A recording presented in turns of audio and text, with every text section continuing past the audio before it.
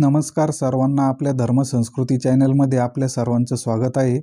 बघा, आपण वेगवेगळ्या विषयावर माहिती देत असतो आणि हे व्हिडिओ बनवत असताना आपल्या काही त्याच्यात जे मार्ग दिलेले असतात त्यामधून आपले काही वैयक्तिक अडचणी आणि घरगुती ज्या समस्या असतात त्या पण सुटत असतात. कारण प्रत्येक सणवाराचं आपल्या हिंदू संस्कृतीमध्ये काही ना काही महत्त्व दिलेलं असतं. त्यामुळे या सर्व गोष्टी जर आपण वेळच्या वेळी करत गेलो तर यामुळे आपल्याला निश्चित फायदा होत असतो. मागच्या ज्या व्हिडिओमध्ये मी जे सांगितलं होतं का तुम्ही वैदिक मार्गाचा अवलंब करा, तुम्हाला रिझल्ट थोडे लेट भेटतील पण कायमस्वरूपी मिळतील.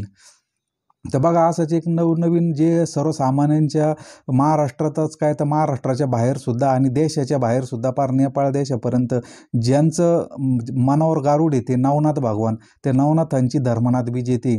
माघ शुद्ध द्वितीयेला धर्मनाथ बीज उत्सव सुरू झाला आहे. तर याच्या मागची कथा सर्वांनाच माहीत आहे. नवनाथ भक्तिसागर ग्रंथामध्ये हा आलेला आहे. प्रयाग क्षेत्री ज्यावेळेस मच्छिंद्रनाथ आणि गोरक्षनाथ हे गेले असता भिक्षा मागत, देवदर्शन करत असताना भिक्षा मागण्यासाठी त्या गावात ज्यावेळेस ते गेले प्रयाग क्षेत्री, तर त्यावेळेस त्या क्षेत्रातील जे लोक होते, सर्व प्रजा होती, ती खूप नाराज होती. त्यांनी याचं कारण विचारलं, लोक नाराज काय? तर त्रिविक्रम राजा हा मरण पावला आहे आणि तो खूप चांगला राजा होता, प्रजेला सांभाळत होता आणि कोणाला त्याचा त्रास नव्हता, त्याच्या राज्यात सर्व लोक सुखी होते. म्हणून सर्व लोकांना खूप दुःख झालं की राजा आपला अकाली निघून गेला. आणि हे बघून गेल्यानंतर ज्यावेळेस गोरक्षनाथ आणि मच्छिंद्रनाथ हे त्या ठिकाणी गेले, त्यांनी ते बघितलं का खरोखर खूप शोकमय वातावरण झालंय आणि ते तिथून निघून चालली. पण त्यावेळेस गोरक्षनाथांना खूप वाईट वाटलं आणि ते आपल्या गुरूंना म्हटली की आपण आपल्या योग सामर्थ्यावर यांना जिवंत करा ना. तर त्यावेळेस मच्छिंद्रनाथ बोलले त्यांना का आपण नियतीमध्ये हस्तक्षेप करू शकत नाही, त्यांचं आयुष्य तेवढं असन, त्यांना ते मिळालंय. पण गोरक्षनाथ अडून बसले. तर गोरक्षनाथ शेवटी बोलले, जर तुम्ही करणार नसन तर मी जिवंत करील. तर मच्छिंद्रनाथ बोलले, तेवढी शक्ती अजून तुला मिळायची आहे. पण गोरक्षनाथ हट्टाला अडून बसले आणि मी माझा जीव भस्मसात करीन पण या राजाला जिवंतच करीन, कारण हा प्रत्येक प्रजेसाठी एवढं जर करतोय, ही गोष्ट त्यांनी सांगितली. मग शेवटी मच्छिंद्रनाथांना पण दया आली आणि त्यांना मागचा एक प्रसंग आठवला की गोरक्षनाथांनी फक्त आपल्या गुरुभक्तीसाठी आपला डोळा काढून दिला होता वडे देण्यासाठी. तर हा गोरक्षनाथ आपला जीव सुद्धा देईल. म्हणून ते थोडे मनात दचकले आणि त्यांनी आपल्या योगमायेनी याचं बघितलं का ह्या राजाला जिवंत कसं करता येईल. पण त्यांच्या लक्षात आलं का ह्या राजाचा आत्मा आता वरती स्वर्गवासी झालेला आहे, त्याच्यामुळं आता काही करू शकत नाही आपण. शेवटी त्यांनी आपल्या योग सामर्थ्यावर त्यांनी असं सांगितलं की हे गोरक्षनाथा, मी या राजाच्या देहामध्ये पुढील 12 वर्षासाठी प्रवेश करतो, पण माझा देह तू कुठंतरी चांगल्या ठिकाणी सांभाळून ठेव आणि मी 12 वर्षानंतर आल्यानंतर पुन्हा मी माझ्या देहामध्ये प्रवेश करील आणि या राजाचं मग पुढं राज्य सुरू राहील. मग असं म्हटल्यानंतर गोरक्षनाथ त्याला कबूल झाले आणि मच्छिंद्रनाथांनी जवळीच एका शिवमंदिरामध्ये, त्या शिवमंदिराच्या कपारीमध्ये आपला देह ठेवला आणि सूक्ष्म रूपाने त्यांनी राजाच्या देहामध्ये प्रवेश केला आणि राजाच्या देहात प्रवेश केल्यानंतर राजा जिवंत झाला.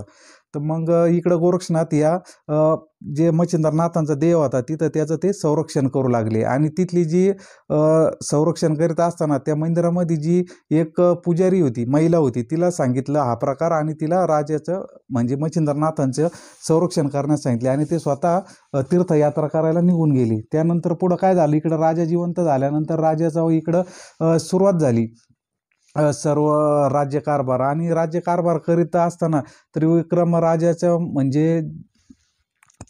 राजाच्या देहामध्ये प्रवेश केल्यानंतर त्यांचा संसार सुरू झाला आणि त्यामुळे त्यांना एक धर्मनाथ नावाचा एक पुत्र पण झाला राजा आणि राणीला. तर त्या पुत्राचं नाव त्यांनी धर्मनाथ असं ठेवलं. मग हा धर्मनाथ मोठा झाल्यानंतर मच्छिंद्रनाथांनी त्यांना पूर्ण विद्या पारंगत केलं, राज्यकारभाराची शिकवण दिली आणि 12 वर्षानंतर बरोबर त्या ठिकाणी गोरक्षनाथ आली आणि गोरक्षनाथ आल्यानंतर त्यांनी ठरल्याप्रमाणे 12 वर्ष झाल्यानंतर त्या मुलाला दीक्षा दिली. तर आता ही जी दीक्षाचं महत्त्व काय आहे, त्या दिवशी नाथाला दीक्षा दिली म्हणून त्याला धर्मनाथ बीज असे म्हणतात. आणि ही दीक्षा देत असताना स्वर्गीचे सर्व देव पृथ्वीवर आले होते आणि एक मोठा आनंद उत्सव साजरा झाला आणि आनंद उत्सवामध्ये तिथं अन्नदान झालं खूप. आणि असाच आपल्याला दरवर्षी पृथ्वीवर येऊन असाच आनंद उत्सव साजरा व्हावा अशी मच्छिंद्रनाथ आणि गोरक्षनाथांकडे देवतांनी विनंती केली.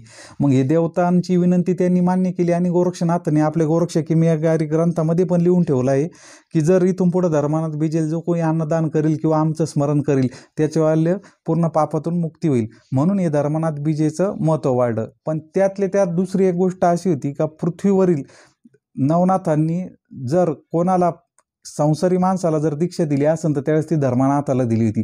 म्हणून बऱ्याच नाथपंथीय क्षेत्रामध्ये धर्मनाथ बीजेच्या दिवशी नाथपंथाची दीक्षाही दिली जाते. मग ही नाथपंथाची दीक्षाची महत्त्व एवढं आहे की आपण बघा मागं पण मी नाथपंथाची व्हिडिओ बनवलेले त्याच्यामध्ये मी म्हटलं होतं दर भटके और नाथजी के घर आकर आटके. म्हणजे याचा अर्थ काय आहे, शेवटी तुमचं काम कुठं जरी नाही झालं तर ते नवनाथांकडे 100% होणारच. कारण या नवनाथांना सर्व देवांची शस्त्रास्त्र विद्या प्राप्त आहे. या नवनाथांनी सर्व देवांना हरवलेलं आहे. त्याचंच एक उदाहरण याच व्हिडिओशी रिलेटेड सांगतो तुम्हाला. ज्यावेळेस 12 वर्षानंतर धर्मनाथाला त्यांनी दीक्षा दिली. दीक्षा दिल्यानंतर मच्छिंद्रनाथांनी आपला आता राजाचा देह सोडायचं ठरवलं.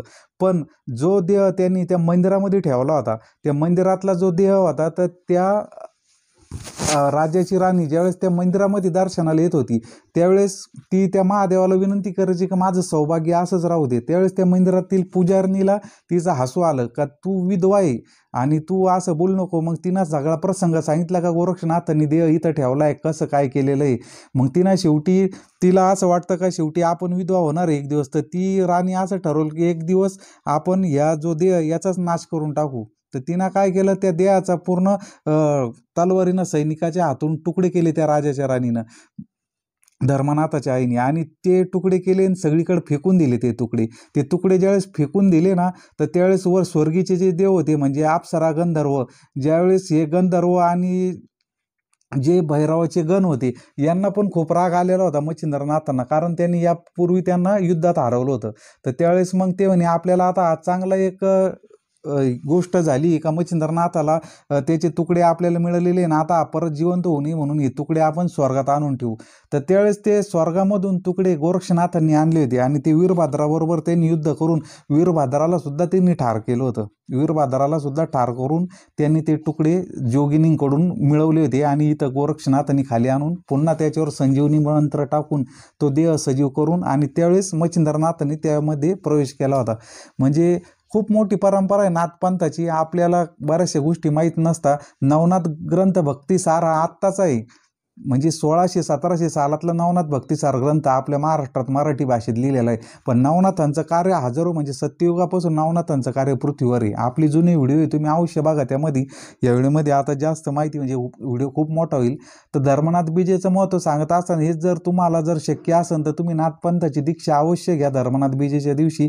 त्या दिवशी नवनाथांचा 40वा अध्याय पोथीचं वाचन करा. नवनाथ मंदिरामध्ये पूजा करा. त्या दिवशी 9 मुलांना नवनाथांचं प्रतीक म्हणून तुम्हाला जर त्यांना जेवण घालता आलं तर जेवण घाला. गाईला घास द्या त्या दिवशी जर नवनाथ मुले नाही भेटले तुम्हाला तर.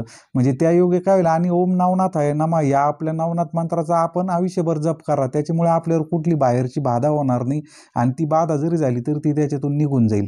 अशा प्रकारे आपण नवनाथांची सेवा करा. धर्मनाथ बीजेची ही माहिती थोडक्यात सांगायचा प्रयत्न केलेला आहे. तरी चॅनलला आपल्या लाईक करा, सबस्क्राईब करा आणि एक आपले मी सर्वसाधारण भाषेमध्ये म्हणजे एकदम जे आपण खेडोपाडी जी भाषा बोलली जाते त्या भाषेमध्ये मी व्हिडिओ करत असतो म्हणजे जेणेकरून सर्वांना समजेल. तरी हा व्हिडिओ सर्वांनी समजून घ्या आणि नवनाथांची सेवा करा. झालेली सेवा नवनाथांचरणी आपण समर्पित करू आणि इथेच थांबतो. सर्वांना धर्मनाथ बीजेच्या खूप